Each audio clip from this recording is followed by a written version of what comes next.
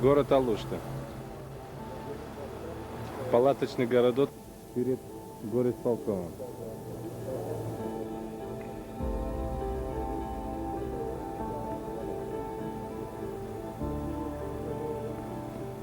Biz 52 gün duruyor.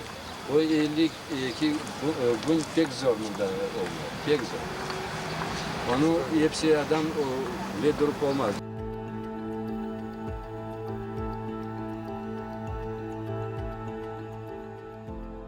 1990 год был очень горячим для крымско-татарского национального движения.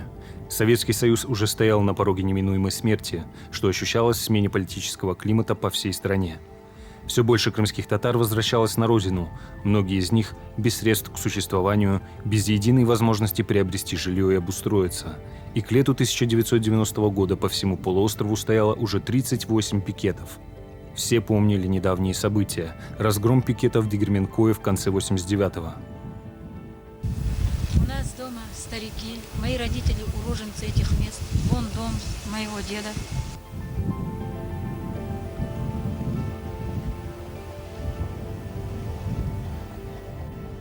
Aslı başı Dermenkoy'dan başlardı piketin. Dermenkoy'ga vaqti samozahvat derdiler. Samozahvatga kelib turgandiki vermediler. Vaqti koteklep diyeceğim, urup diyeceğim. Bütün palatkalarını yıkıp, yakıp quvgandılar dep bir 6-7 adamı xapagandılar. Meni de xapagandılar. Bir haftadan sonra, 3-4 günden sonra jübergendiler. Son Ahmetçik'e, piketke varıp çıkandım. Anda piket vardı. Anda başladık son Aluştağa piketke qaytып келмеге деп. Участники общекрымского пикета, стоявшего на площади Ленина в Ахмеджите, приняли решение отправить людей для организации пикета в Алуште. Весть о том, что появилась возможность вернуться в родные края, быстро разнеслась среди уроженцев Алуштинского региона и их потомков. И 15 апреля 1990 года они начали один из самых продолжительных и самых успешных городских пикетов в истории национального движения. Среди них был и Сидхалил Джаксим, один из лидеров пикета. Вдруг приходит телеграмма нам, приносит почтальон телеграмму, он пишет: у меня все нормально, я в Алуште стою на пикете. Мы в шоке все. Как Алушта тут, какой пикет? То есть для нас это было вообще что-то. Мы вообще ничего не поняли, ни родители, ни я тогда с детьми. И проходит несколько дней, он вырывается, значит, с этого пикета, за вещами приезжает, на поезд садится, приезжает домой. И, значит, я сейчас, говорит, вам все объясню. Так я узнала, что мы стоим на пикете. Я приезжала с детьми, иногда тоже вырывалась оттуда. Но там не было условий, конечно. Было очень тяжело там с детьми находиться. Но мы все равно приезжали, с детьми стояли с плакатами, требовали. Наша цель была вернуться на родину. И мы всячески, как говорится, все делали для того, чтобы нам это позволили. Мы были молодые, мы не замечали эти трудности. Всегда хотели вернуться на родину предков. Всегда об этом думали, тем более, когда повзрослели. Я закончил пединститут, художественно-графический факультет, и у меня была обязанность писать плакаты.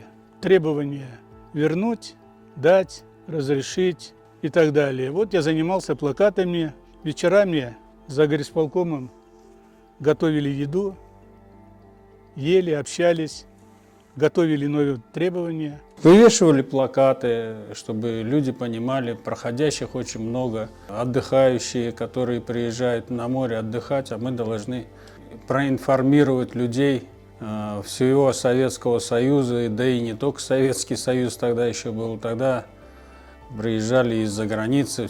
Требования у нас были это, в первую очередь, земельный вопрос, в вторую очередь, это восстановление автономии крымско-татарского народа. И третий вопрос – это, естественно, родной крымский татарский язык и вытекающие все дальше вопросы уже обустройства. Задача пикетчиков была находиться там, демонстрировать наши требования путем плакатов, путем разговоров с прохожими, как активно действовать, при этом соблюдать соответствующий порядок, чтобы у правоохранительных органов не вызывало никаких побуждений нас приструнить или там убрать. Дисциплина была у нас на пикете очень строгая. Даже за плохую дисциплину исключали из состава. Ну, таких случаев не было, но постоянно говорили об этом на собраниях. Каждый старался вести себя очень порядочно, потому что каждый хотел в Крым получить участок, землю. Постепенно сформировалась инициативная группа участников пикета. В нее входили Сейдхалил Джаксим, Наджия Тахтарова, Усейн Дандан, Искендер Касымов, Зарема Шестакова, Садых Берберов и Ульвия Аблаева. В обязанности группы входило взаимодействие с местными и республиканскими властями. К 1989 году уже на уровне Верховного Совета СССР было объявлено, что все законы, репрессивные законы в отношении крымско-татарского народа должны быть отменены, утрачивают силу, и поэтому у властей практически не осталось аргументов, да, на законном основании сказать вон отсюда, там, применить силу. Но на местах, видимо, они получили установку, что делайте все для того, чтобы им не хотелось возвращаться. Ведь Алушта была населена на 97-98%, Алушинский регион, вот как мы сегодня знаем, крымскими татарами. Там другого населения не было.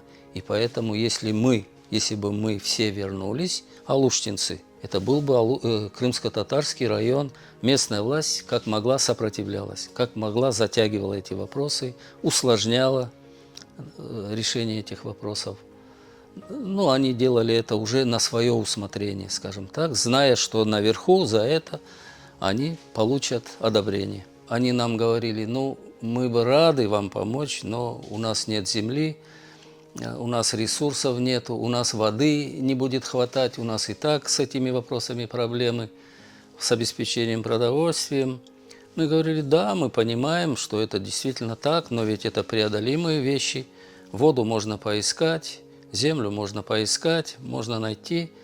Они уже не могли нам отказать. На сессии городского совета они принимают решение, что в целях обеспечения землей возвращающихся крымских татар создаем комиссию. И в эту комиссию включают несколько человек от нас. И мы разъезжаем по региону алуштинскому. Нам предлагают. И таким образом они делали вид, что ищут землю вместе с нами.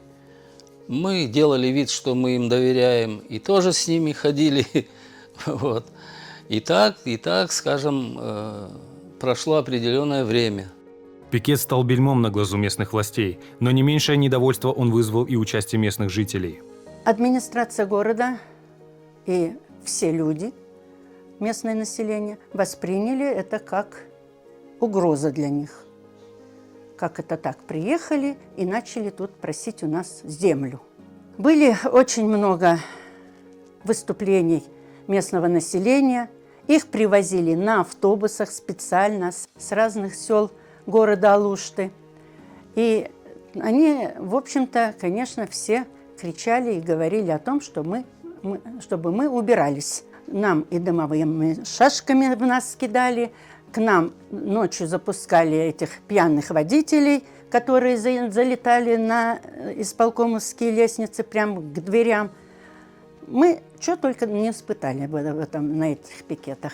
Ну, народ был настроен воинственно и сказал, мы никуда не уйдем до тех пор, пока вы не решите этот вопрос. Мы вас не трогаем, и вы нас не трожьте. Мы требуем свое. Только hepimiz bir kulak olup cığırsak son Vladimir Cemaat çok. Люди не все выдерживали, кое-кто уже отсеялся, кое-кто уже, скажем, потерял надежду на то, что это может получиться. Трудности были в том, что это было долго. Можно было и отчаяться. Ну, были такие, которые говорили, ну, наверное, ничего не получится. Основная масса выдержала, и мы счастливы были тогда. Очень были счастливы, что у нас получилось. Одно всех объединило – это то, что кто уроженцы, не уроженцы, что мы открыли Алушту, что мы в Алуште и должны стоять до конца. Вот это настроение было у всех. Люди, конечно, многие прямо не на жизнь, а на смерть стояли. Потому что понимали, что если сейчас уйти отсюда, то нам никто, потом нас сюда вообще никто не пустит. Надежда всегда была. Мы для этого сюда и вернулись. Без надежды тяжело. Ну, в те годы мы были помоложе, и дух был, и настроение было хорошее. Вот. И мы знали, что мы здесь будем жить. Ситуация начала меняться к сентябрю. Из Ахмеджита пришло предложение перевести пикет на самозахват, но инициативная группа решила придерживаться выбранной линии, в отличие от ялтинского пикета, который 16 сентября ушел на обустройство самозахвата и был разбит. Переломным моментом стала встреча инициативной группы с Виталием Дагужиевым, заместителем председателя Совета министров СССР, оказавшим давление на местные власти. В начале октября 1990 года 360 участников пикета были прописаны на территории совхозов Алушта и Малореченская. Все время мы в ожидании были, что вот-вот дадут, вот-вот дадут. И в очередной какой-то значит, муж приезжает. 29 сентября он приезжает в Херсон с домовой книгой и с пропиской. То есть нас прописали на колышке.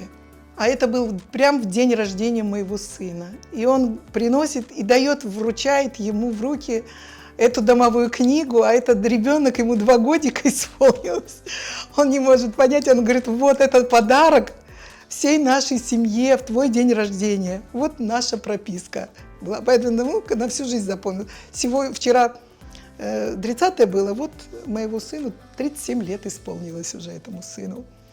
То есть 35 лет назад мы в этот день прописались.